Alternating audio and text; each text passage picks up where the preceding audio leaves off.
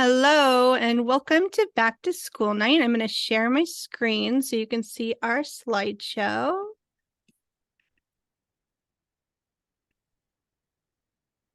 Okay, open it up.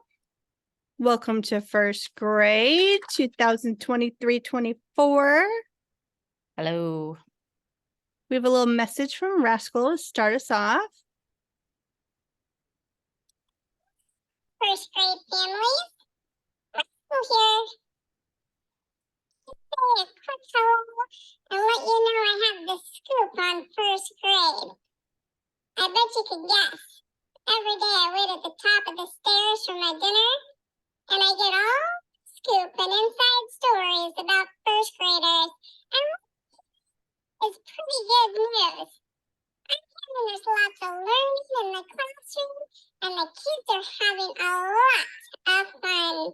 They're learning new rules and procedures, and they are doing great.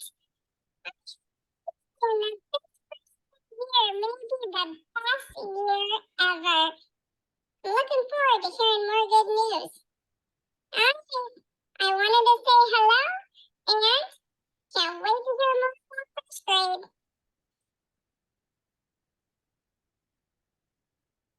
Well, I wanted to introduce myself for anyone that I haven't met yet. I think I've met almost every parent now. My name is Miss Elliott, and this is my 17th year teaching in the district, my 16th at Montclair. I grew up in Corvallis. I still go back and visit. My parents still live there. We go to football games. I went to Oregon State University for my undergrad, and then I moved up to Portland to go to Pacific University, sorry, where I got my master's. And then I've just been in the Beaverton School District ever since. I have two cats, Rascal and Bodie. You'll probably hear a lot about them. I love to travel. We have a little place at 10 Mile Lake, so I go there a lot, and I talk about that a lot with the kids too, just to get some ideas flowing for writing. Really excited about this year. So far, we've had a great start. And I think just more fun to come. Hi, everyone. I'm Mrs. Myers, and I think I've met almost all my parents. If I haven't met you, I will probably meet you sometime soon. I graduated from Portland State. Oh, gosh, it's been a long time ago now, but back in 2013. I've been in the Beaverton School District for 10 years, 9 at Montclair. This is a second career for me. I was in business before. I worked at Intel and some other places before. Let's see here, a little bit about me. I think I've already said this in my newsletter. I've got 7 grandkids. I've got 5, actually, I have 5 kids. I've got 7 grandkids, and just really, really enjoying them. My kids here in the classroom, they're doing a great job, and I'm really excited for a fun year.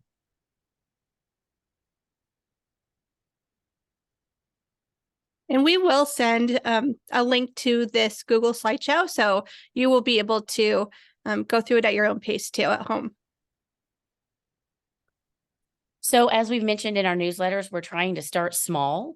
We're focusing on community building and classroom expectations, routines and procedures, how to learn the technology. Most of them are pretty tech savvy, so that hasn't been a problem. Just building that confidence is really what we're focusing on too, and making the classroom exciting and engaging. So our first grade schedule, we both sent this schedule out to you. It's pretty straightforward here. Kids arrive in the morning.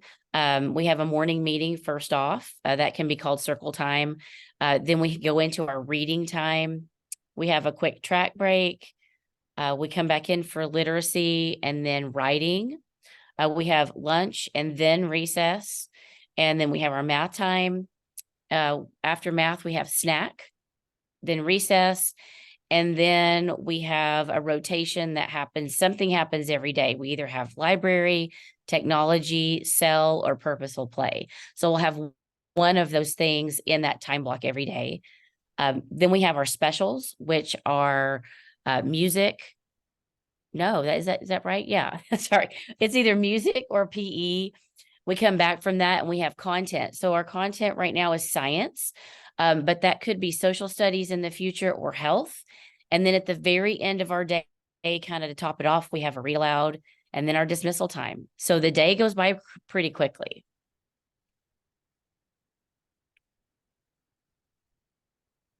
Oh, I'm up again. Okay, writing. We have three main areas that we focus on: small moments, informational, and persuasive. We focus on simple sentences, but complete sentences. Well, we focus on starting our beginning with a capital letter. We're using commas and periods, and then phonemic awareness to sound out words. And then using our word wall as if we need to. As you know, every year is crucial for reading, but especially in first grade, some kids come in with a strong reading foundation already in place. Some are, still learning sounds. And so it's really neat to see the growth with everyone and how we all kind of come together at the end of first grade. It always just surprises me, the growth we see with every student. So this year we're doing read alouds. We're working on reading stamina, so building an independent reader, being able to sit and read independently for 15 to 20 minutes at a time, using different reading strategies when we get stuck on words, finding joy in reading books we like. It's kind of that year where kids tend to dive into different series that they like. And then they're just knowing there's many ways to read. You could be listening to a story, reading a story to yourself, practicing sight words, reading games. So just lots of ways to enjoy reading. For math this year, these are some of the units that we'll be touching on throughout the year. Again, we're starting slow and steady. We're doing a lot of review right now, number sense, some addition, and then we'll dive into subtraction and other things along the way. And then science and health. So for science, right now we're doing our leafology unit for life science. Later on, we'll do animal reporters. We've got earth science, which is patterns in the sky, and physical science, which is sound. And also kind of interdispersed throughout the year, we have health units. We talk about germs and germ prevention, home and fire safety, emotions. And then later in the year, we do our Aaron's Law unit, which is our child abuse prevention.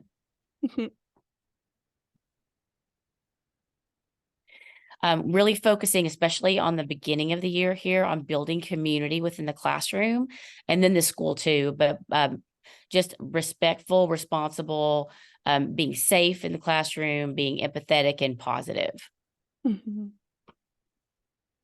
One of the things that we focus on is the zones of regulation. You'll hear Mrs. Duncan and Mrs. Putzik and other staff members coming in to do different CEL lessons, which stands for social emotional learning. And we tend to refer to these different zones so that the first graders can understand how they're feeling and figure out ways to address, the frustration they may be having or things they can do to calm themselves down. So as you can see, blue zone would be kind of that not feeling well, tired, bored type feeling. And then the green zone is where we want them to be. Your body's ready to learn. You're in a good place. You're calm, you're focused. That yellow zone is when, you tend to have kind of heightened emotion. You're worried, you're feeling kind of goofy, silly.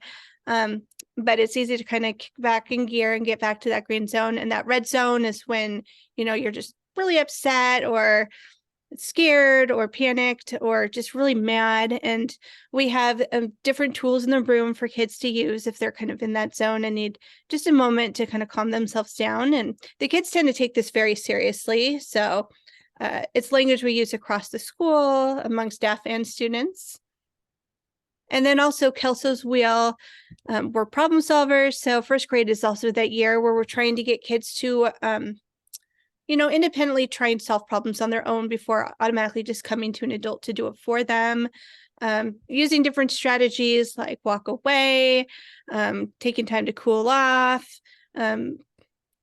being able to compromise, things like that. And so if they can access Kelso's wheel and look and see, oh, here's a strategy I can do to solve a problem. And then also just knowing big problems versus small problems and when to address them and how. One of the things I always notice, and Jennifer, I'm sure notices this too, as well as most teachers, is kids sometimes will come home and say, I'm bored, school's boring. One thing that we're really focusing on in first grade is just being able to understand when you're feeling bored, what can you do? I mean, it's something that you can take care of on your own. And so just encouraging kids to be creative or explore or having that positive mindset instead of just saying, this is boring, this is, I don't want to do this, but just to persevere through thinking outside the box. And, if they feel like they're done or this is boring, what's something that you can do to make it more engaging for yourself? So just understanding there's ways that you can overcome this hurdle of boredom in the classroom. All right. Okay, so food is very important in first grade. Breakfast is served at 8:10 and it's served before school starts. Really important if you know that your child is going to eat breakfast, that they eat breakfast before they go out on the playground. We've got some kids that are going out on the playground and they want to eat breakfast and then they're technically late. So we're really encouraging kids when they get to school, if they're going to eat breakfast right away. And then lunch. Some kids, they just want to rush through their lunch. And so we are encouraging them to keep the leftovers and they can be eaten during snack time. So, there's not a lot of waste. Snack time for snacks. You can send in snacks anytime. We are a nut-free classroom. Both of our classrooms, the garden house actually is nut-free. So if you could please only send nut-free snacks, that would be great. Now that does not apply to the cafeteria. You don't have to just, Amanda, kind of chime in here a little bit about, they have a nut-free table. Actually, there's nut-free spots, and most all kids are very aware. They need their space from anyone eating peanut butter if they do have a nut allergy. And peanut butter sandwiches, I know, are a big hit among first graders. So no worry if that's the only thing your child will eat, that they're allowed to eat that in the cafeteria. So just not to confuse you. We're just trying to keep the garden house a nut-free zone as much as possible. And if something does come in, we put it up in the cupboards and make sure all the kids know that these contain nuts. We're very aware. We always are checking the ingredients, but it is helpful just if you're going to send in a snack, just to keep it nut-free, just keep it easy breezy. And then something that we both appreciate is if you could send in individually wrapped snacks. Snack time is pretty quick and it's easier when we have such large classes for the kids just to be able to grab and go. So if you could please send in the individually wrapped snacks, that would be awesome.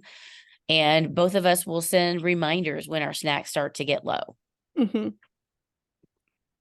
And then in terms of unfinished work and homework, you might see work go home that is unfinished. You are more than happy to finish it at home. You do not need to bring it back in to show us, unless you see we write a note saying this is homework. If we feel like, oh, your child probably should have gotten this done and the expectation was set ahead of time, then you might see a little note, this is homework, and then you would know, yeah, please return this. But otherwise, things that are not done, we don't expect those to come back. But again, it's optional if you want to finish them at home.